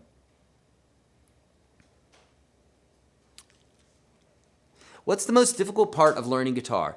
The most difficult part of learning guitar, which is something that I feel like I overcame really early, was a lying mindset that I was incapable of doing what other people were doing. And I know that more than half the people here have that mindset, because it's just pretty natural that people look at another and they say, yeah, but blankety blank. And watch, you'll probably see it in the chat here. Someone will speak up and prove my point here. But people will say, yeah, but they got an advantage or whatever. And they focus on things that there may be just a tinge of truth to it, but then they hang on it like it's the gospel, and that means they shouldn't be playing the instrument. You know, that sort of thing. But bottom line is, the mindset that I can't do anything that I want on this instrument, I was able to overcome that pretty quickly in the beginning, because everything that I went to go practice, I could do. There were things that I knew that I didn't accomplish that I know would just take more practice, but it's like I had enough of the understanding of psychology and practice and what have you that I was like, okay, well, I can do anything that I want. It's just a matter of practice and a matter of knowing what to do, that sort of thing. So, does that make sense? And a lot of folks go through that. They think that they got some deficiency, or yeah, but Eric, you don't understand. I got hit in the head in the blank. Or Eric, you don't understand blank. Or Eric, you don't understand blank. Guess what? We are all that. We all have our stories. Stop with the damn stories. They're not serving you. So just stop. And guess what? We all have one. Okay? Every single one of us has a story, and if we all sit here and bitch about our stories, then we're not going to get anything done, and we're all going to just pet each other and say, I'm sorry. And let's not have that attitude. Let's frickin' move on. Let's be champions, and let's get beyond all that crap. It's a story. Leave it behind. Move on. Okay? Yeah, I'm getting pissed. I want you to succeed, and I want you to get rid of your dang stories. Okay? How do I go off on these tangents? She didn't even say anything about that. Okay. How do you break out of a box when you find yourself playing the same go-to licks over and over again? Patrick, the first thing you do, and this is for anything, is you stop doing what it is that you've done all the time. Literally, if you find yourself the only thing you do is eat pizza, then delete the pizza guy's number from your phone and don't buy frozen pizzas. Don't have them in the refrigerator. Don't have the little magnet on your refrigerator. Get rid of it, you know. So if you find yourself playing in A minor all the time and you don't want to play in A minor and you go to play in A minor, don't do it that day. That void will make it uncomfortable for you and you'll have to do something else. So that's true with anything. Smoking or any bad habit or whatever. Don't do that thing. And if you don't do that thing, it's going to hurt and your brain's going to start thinking and it's going to find another way to do things. That's how we are, okay? Have you studied the Buddhists' middle path, or is that just mediocrity? No, I've studied a little bit of Buddhism, and that's not at all what the middle path is. It's not being mediocre. You know, from my understanding, the middle path is more about, well, like now would be a perfect example, right? This whole thing that's going on right now. You have people that say, there's nothing to worry about. There's nothing to worry about at all, you know? And it's like, that's not entirely true, right? But also the people that are just so filled with fear right now. That's not entirely true either. So the Buddhists would say that there's a middle way, and it has less to do with being right or wrong or whatever. It has less to do with that, and it more has to do with taking everything in and being pliable. That's my understanding of it. It's not about being a mediocre guitar player. There's plenty of Buddhists out there who excel at what they do, for sure. Is anchoring a bad habit? People have told me that it's good and bad. The people that tell you it's bad are people that are steeped in rules for rules' sake, and the people that say here we go again, good and bad. If it works for you, then it's good, and if it's hindering you in some way, then it could be bad. But and here you go. Sorry, I keep going down this path. This is where my life is right now, so this is why I go down this path a lot. Is like the whole good and bad thing is something that I try to stay away from labeling. And it's an exercise, and it's really damn hard to do. So if you think it's a cop-out, it's not. It's really, really, really hard to do, to stop judging things and to be able to just like look at things from a perspective that's less triggered about, this and that and the other thing. The world is full of that, and everybody thinks there's so much power in that, and there's not. That's anti-power. To be able to step back and to look at a situation and to do it with a modicum of keeping your head on straight and be able to not have to be partial to something and completely judge something right away is not easy to do. And I challenge you, if you think it's a cop-out to do that, I challenge you to try to do that. It's not easy to do, but it will absolutely build your inner person, who you are. So as far as good and bad, it depends. It may not serve you. That's what I like to say. Does it serve you? If it doesn't serve you. So like what they mean by that is anchoring their finger, right? If I'm anchoring my finger here, as opposed to floating, I mean, you'd have to, you're anchoring in some way, either your wrist or your finger or your arm. But at the very least, you're anchored by the shoulder. But I don't know if anybody plays the guitar like that. That'd be weird. So, there's a reason that people place their hand right here. If I'm a surgeon, I don't want to be like floating over a heart, chipping away with my scalpel. I want to have a hand planted and be as close to what it is that I'm trying to do as possible. So there's some truth to that being helpful, okay?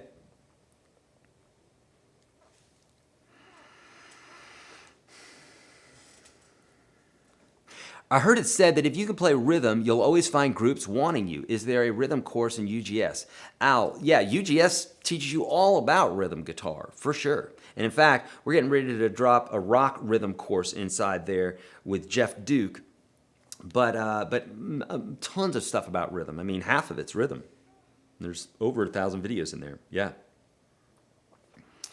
Man, we're back up to 400 people. You guys are not going anywhere. Good. Well, folks are at home, right? They wanted to learn, and they got a little bit of time today. That's great. Very great. Appreciate immensely for your generous answer. You're so welcome, Peter. Thank you. Any suggestions for books on beginning meditation? Ted, I wouldn't worry about a book. I would go online. There's some amazing people that are teaching you the concept of meditation. Sorry for anybody you think I'm going off on a tangent here, but I've said we'd talk about anything today here, and meditation I'm very passionate about it. Since I've discovered it in my life, it's absolutely changed my life massively. And the idea is literally just being able to control your mind so that not control your mind, control my mind. You control your mind. It's basically like when everybody's running around freaking out, you have the ability to be quiet within and to not also be that guy running around crazy, buying up all the toilet paper and selling it to other people for expensive, for crazy prices on the internet like that dweeb did, right?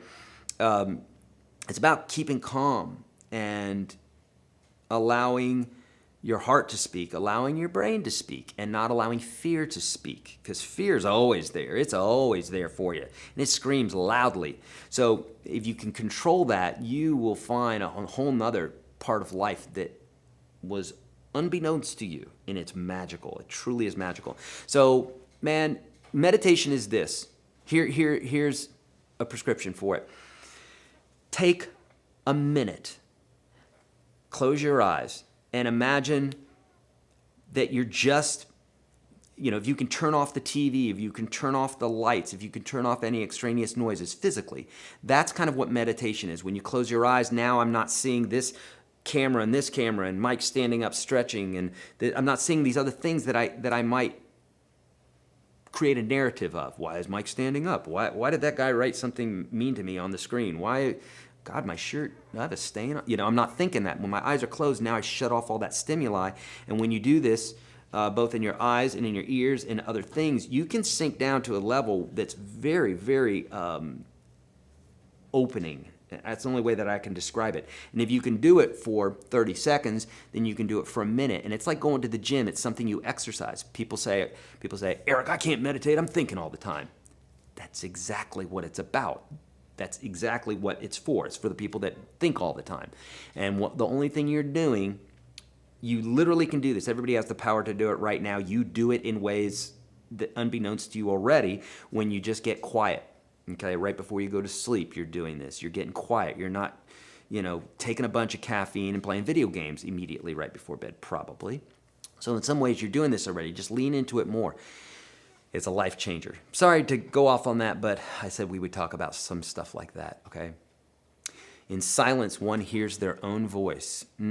Praying, yeah, praying, same thing. Praying and meditation. If you're a spiritual person, there's lots of amazing books that talk about this. Facts and Faith, Drive Out Fear. Quiet yourself and listen. Yeah, indeed. I always sense that my level is weird. I suck at chord changes, but I somewhat learn melodies in a more easy way. Is it correct to excel in one more than another? Or am I just not practicing correctly? Bashoy, for sure, you're going to have natural tendencies to excel in one thing more than another. In guitar and in everything else. Yes, 100%. Okay.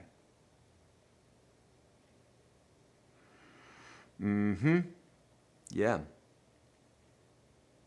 Can you create a Discord server?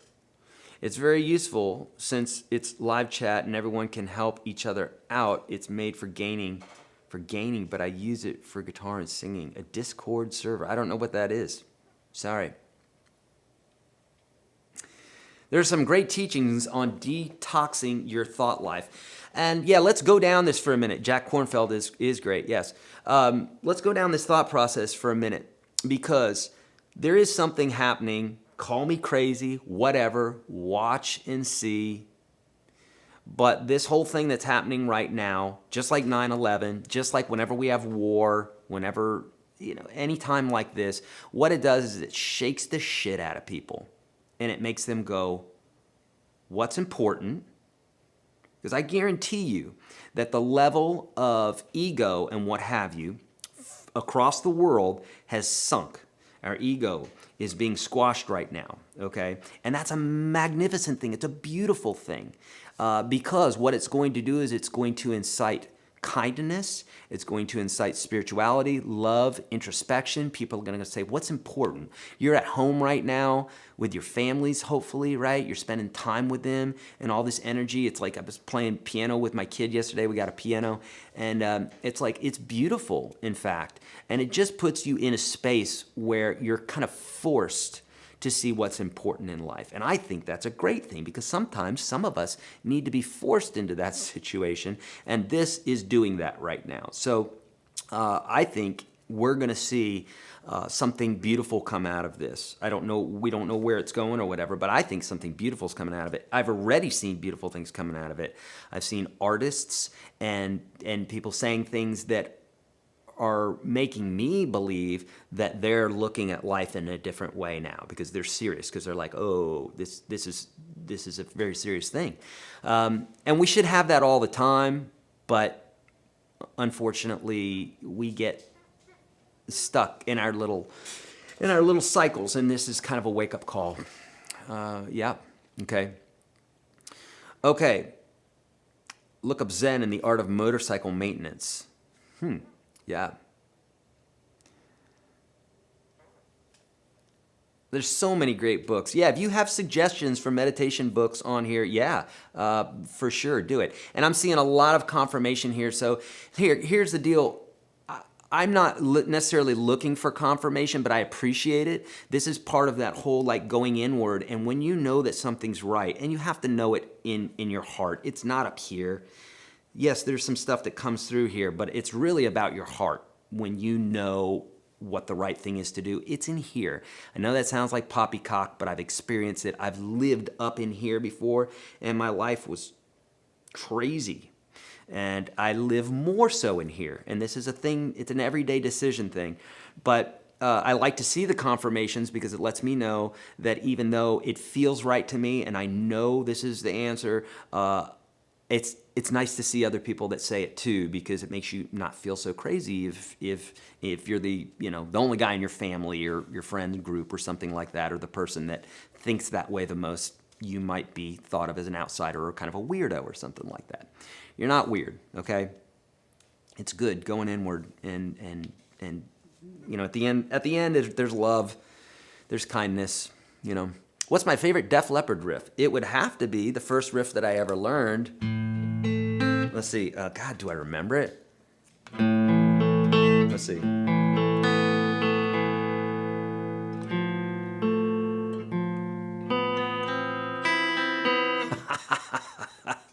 That's the first riff. That's the first legitimate riff that I ever learned. And it was probably, let's see, I'm 50. Learned it when I was probably 13 or 14. So what's that, 36 years ago?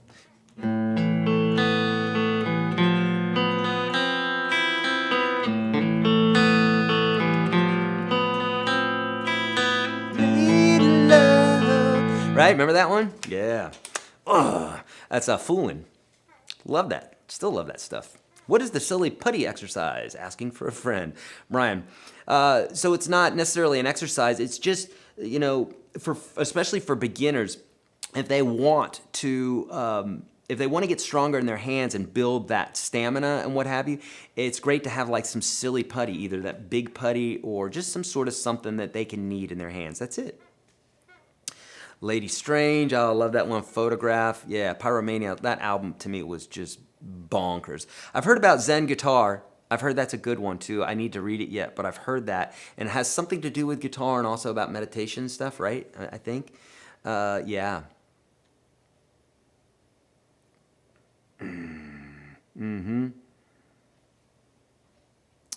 Okay, we're gonna go. I'm gonna say we're gonna get another.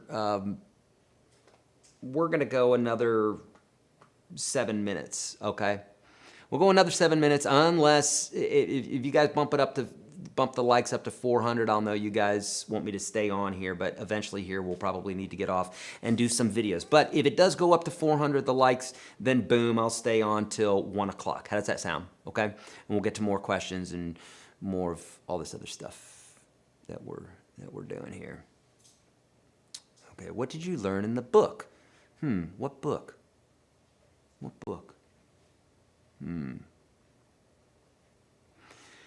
Too many people are not in the moment. Yeah. Oh, here you go. You want a book that will absolutely change your life. This book changed my life. It's The Power of Now by Eckhart Tolle. It's such a simple book, but this guy basically, in a nutshell, lost his mind in a way. Lost his mind, found it, super depressed, suicidal, everything else, and there was a moment in time where he said it flipped for him. And I don't think a lot of people go through that exactly like that. Sometimes it's gradual, sometimes it's in a moment like that, but he had a self-realization. And this book really allows you to focus on what's important, what's now, what is... the only thing you can affect is right now. People worry about the future and they think about the past so much, but in reality, it's all about what's happening right now. As a kid, I used to read a lot of C.S. Lewis, and one particular book was called The Screwtape Letters. If you've ever read it, it's an amazing book. It's super easy to read because it's like 3 or 4 pages and you can put it down. There's sections. Basically, they're letters from an uncle demon to his nephew demon. So this is one demon training another demon on how to win souls, how to win human souls. And it's absolutely fascinating. And one of the things that he tells this demon to do, his nephew demon, he says, keep them in the past, keep them thinking about the past, everything that happened to them in the good old days and how things used to be and everything else, right? We all do this. And then get him to worry about the future. If you get him to worry about the future and always wish for the days of old, you will keep him out of the only effective time that actually exists. And it now moves like this. It's always now. The past is always behind us, and the future is always in front of us, but the now is always happening. I know this sounds screwy, but some of you are getting this. I did. And so if you can keep them thinking in the past and keep them fearful of the future, then in this little area, when they're hanging around with their kids and their loved ones, and they could play guitar, and they could be meditating, and they could be going to the gym, and they could be changing their lives, if you can keep them out of this moment, they're screwed. And so that letter, when I read that, I was like, oh, crap. Whether there are demons or not, whether there's a spiritual world like that or not, that floored me. My God, that was huge, right? Unbelievable. Oh, yeah, Uncle Wormwood was his name. Yeah.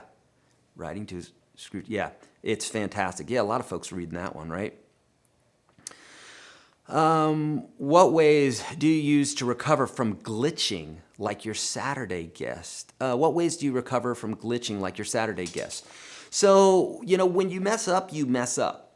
It just happens. But if there's one thing I've learned is you can... I always think of things in extremes. So if I mess up and I looked at the camera and I was like, I screwed up, and I take the 1965 Strat and I shoot it straight into the camera and it hits Mike in the head and the place catches on fire and I run out, that's really, really extreme. Or I could not do that. I could not throw my guitar and I could just go, dang it, I messed up. Oh, you guys saw that, and that's a little bit less. Or I could go, oh, I messed up. Or I could not say I messed up at all. Or I could just do it and make a face. Or I could do it and not make a face. Or I could do like the pros I've seen do it, like Stevie Ray Vaughan or whoever, where and even still, I don't know if they made a mistake or not, but I think they made a mistake, and then I watch them, and there's no facial gesture at all. There's no worry at all. It was a moment in time that's gone. It's the past. They're not in the now. I mean, they are in the now, and that was something that happened in the past. And like literally, they're in the zone, and that was something that's gone. And so if you can develop this mindset in everything in life, and as far as making a mistake, the mistake, recovering from a glitch, you recover from the glitch by not worrying about the glitch. It's something that's gone, it's past. So now you keep going, stay in the moment. So it's actually a very apropos question that you got there, Linda. Thank you so much. That was great. We're up to 372. Okay, so yeah, if we don't get to 400 here in the likes in just a minute here, I'm assuming that we'll probably call it here. We've gone about 50 minutes over usual. And I think we're probably going to do this again all week. In fact, we may, until this thing has passed, which it will pass, then I think it would be great for us all to meet here. We've talked about some beautiful things today. We've been encouraged. We're learning about guitar, just all the rest. So I want to be here for you guys, all right? So great show up here today. Let's do one or two more, and like I said, if we don't get up to 400, then we'll probably call it. I'm not threatening you guys. I'm just like, we've gone a pretty good long time here. Okay. Yeah, I won't do that. What's my favorite pedal? My favorite pedal, I've mentioned this before, the OCD, I'm looking for it. Full tone OCD is one of my favorite, and also a Tube Screamer. That's one of my favorite. And I've developed a pedal that basically takes the love from both of those and sticks them into one, okay? More on that in April. It's coming out. But if I could just choose one pedal, it would be the HX Stomp from line 6. If you want a cheaper version of that, that's the sound quality is not quite as good, but it's still a super cool pedal, is the M3. Is it M3 or M5? Do you remember, Mike? I thought it was 5. Yeah, I think it's the M5. Yeah, there's an M5, M9, and M13. So it's the M5, line 6 M5. Check that one out. It's super cool, okay? All right, friends. Let's call it, okay? I love you guys. Thank you so much. This has been a fabulous impromptu live broadcast today. So appreciate you guys. Let's do it again tomorrow. I think we're going to, if everything is a go and we're able to come to the studio and they're not locking us down or something like that, then we will be back tomorrow. Let's get into some more stuff. If you want to take advantage of the deals that we got today, friends, it's literally 50% off of UGS Lifetime. So it's like under $200 for a lifetime of lessons. We keep stacking it full of over 1,000 lessons right now. Everything else is 75% off. Look, get in there for free. Right underneath that link, you'll see join the UGS movement today for free. And the reason we call it a movement is because look at the people that are in here and their positivity. They as well as me, will help you out inside the program. So it's not just me, but there's other folks in there that will answer questions for you. It truly is a movement. And the folks in there are fantastic. So you can join for free. And when I mean join for free, it's not a trick. It's not like a timed offer or anything like that. You can literally get the beginner section of UGS for free. It's like 30-something videos, and literally 75% of the questions, at least, that were asked today are covered in that free series. So it's there for you, okay? If there's anything that I can do else for you, please let me know. Otherwise, let's do this again tomorrow, and you guys rule. I appreciate it. See ya.